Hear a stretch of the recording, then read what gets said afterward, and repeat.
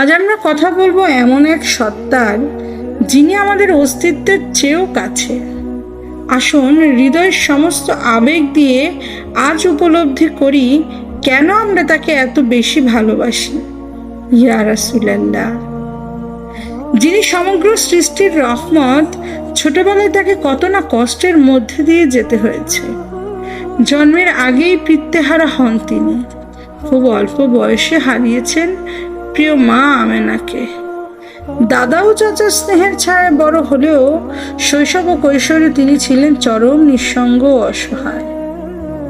দুনিয়ার মানুষের কাছে যিনি ছিলেন এতিম ও অসহায়হীন, তার সে চোখের পানি আর দীর্ঘ নিঃশ্বাসের প্রতি কি পরম করুণাময়ের নজর ছিল না? জি, অবশ্যই ছিল। নবীজির এই কষ্টের দিনগুলোতে আল্লাহ তাআলার সান্ত্বনার বাণী নিয়ে আসলেন।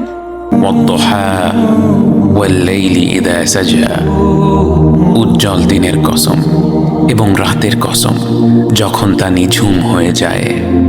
মা ওয়াদ্দাআকা রাব্বুকা ওয়া মা ক্বালা, তোমার রব তোমাকে কখনো পরিত্যাগ করেননি এবং তোমার প্রতি অসন্তুষ্ট হননি। ওয়ালাল আখিরাতু খায়রুল লাকা মিনাল উলা, নিঃসন্দেহে তোমার জন্য পরবর্তী যুগ পূর্ববর্তী যুগের চেয়ে ভালো।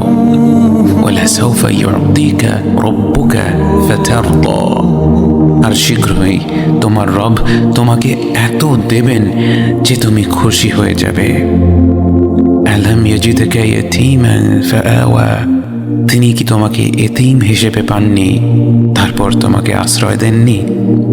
ওয়াওয়াজাদাকা দাল্লান ফাহাদা, তিনি তোমাকে পথ না পাওয়া অবস্থায় পান তারপর তিনিই পথ দেখান। ওয়াওয়াজাদাকা আইলান ফাআগনা, তিনি তোমাকে নিঃস্ব অবস্থায় পান তারপর তোমাকে ধনী করেন।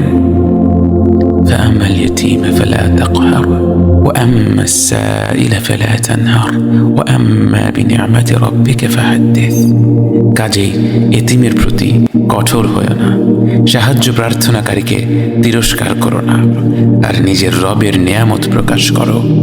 ছোটবেলায় সে চরম কষ্টের বিনিময়ে আল্লাহ তার প্রিয় হাবিবের জন্য আসমানে ও জমিনে যে কত বড় বড় মর্যাদা ও মাকাম তৈরি করে রেখেছিলেন তা আজ ইতিহাসের পাতায় স্বর্ণাক্ষরে লেখা।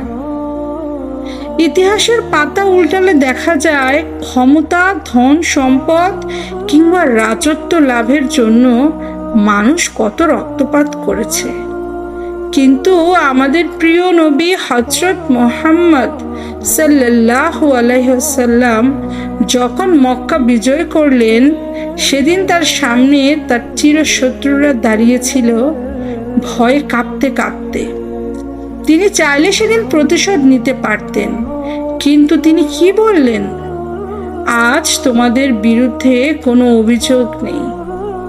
যিনি নিজের জন্য কখনো প্রতিশোধ নেননি, বরং সারা জীবন উম্মতের মুক্তির চিন্তায় নিজের চোখের পানি দিয়ে গেছেন, কত রাত কাটিয়েছেন, তার প্রতি ভালোবাসা জন্মানো নাকি না জন্মে কোনো উপায় আছে? যিনি সারাক্ষণ আমাদের জন্য কাঁদছেন, আমাদের ভালো চেয়েছেন, তাকে ভালো না বেশি কি কোনো উপায় আছে?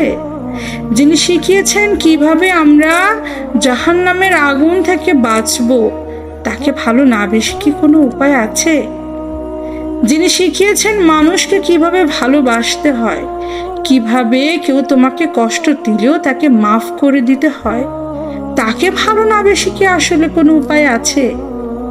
যিনি শিখিয়েছেন কি কাজ করলে আল্লাহ আমাকে খুব ভালোবাসবেন আর আল্লাহর তৈরি সে সুন্দর জান্নাতের বাগানে আমি ঘুরতে পারবো, তাকে ভালো না বেশি কি কোনো উপায় আছে? তিনি তো আমাদের শুধু ভালো ভালো জিনিসই শেখাননি, বরং আমাদের প্রতি পরম যত্ন ও মায়ায় নিজের জীবনের কষ্টগুলোকে আড়াল করে গেছেন। তায়েফের ময়দানে যখন তাকে পাথর মেরে রক্তাক্ত করা হলো, ফেরেশতারা পাহাড় চাপা দিয়ে সেই জনপদ ধ্বংস করে দিতে চাইলেন, কিন্তু আমাদের প্রিয় বিশ্বনবী রক্তমাখা কদম মোবারক নিয়ে 2 হাত তুলে আল্লাহর দরবারে কি দোয়া করেছিলেন। তিনি বলেছিলেন, হে আল্লাহ, আমার জাতিকে ক্ষমা করে দিন, তারা জানে না তারা কি করছে। শুধু তাই নয়, মেরাজের রাতেও তিনি আল্লাহর সান্নিধ্যে গিয়ে নিজের কথা ভুলে গিয়ে বারবার উম্মতের কথা স্মরণ করেছিলেন। উম্মতি আর উম্মতি। বলুন, যে নবী আমাদের না চিনেই আমাদের মুক্তির জন্য এতটা ব্যাকুল হয়েছিলেন, তার উপর আমাদের প্রাণ ঢালে দেওয়া কি নৈতিক দায়িত্ব নয়? তাই আজ দীর্ঘ আলোচনায় এসে একটা কথাই বলতে ইচ্ছা করে, ইয়া রাসূলুল্লাহ, আমাদের আমল হয়তো খুব কম, আমাদের গুনাহর বোঝা হয়তো পাহাড় সমান, কিন্তু ছোটবেলার সে কষ্টের জীবন পেরিয়ে আপনি যে মায়ের চাদর আমাদের জন্য বিছিয়ে গেছেন, সেই বুক ভাঙা ভালোবাসাটাই আমাদের একমাত্র সম্বল। হে আমাদের প্রিয় নবী, কিয়ামতের কঠিন দিনে আপনার সাফওয়াত থেকে আমাদের বঞ্চিত করবেন না। কলিজা দিয়ে ভালোবাসি আপনাকে ইয়া রাসূলুল্লাহ। ভিডিওটি ভালো লাগলে লাইক ও শেয়ার করে অন্যদের ভাই বোনদের জানানোর জন্য এবং তাদের এই ভিডিওটি দেখার জন্য অনুপ্রেরিত করবেন। আল্লাহ আমাদের সবাইকে রাসূল সাল্লাল্লাহু আলাইহি সাল্লামের প্রকৃত আশিক হিসেবে কবুল করুন। দয়া করে কমেন্ট বক্সে সবাই আমিন লিখবেন। আমিন।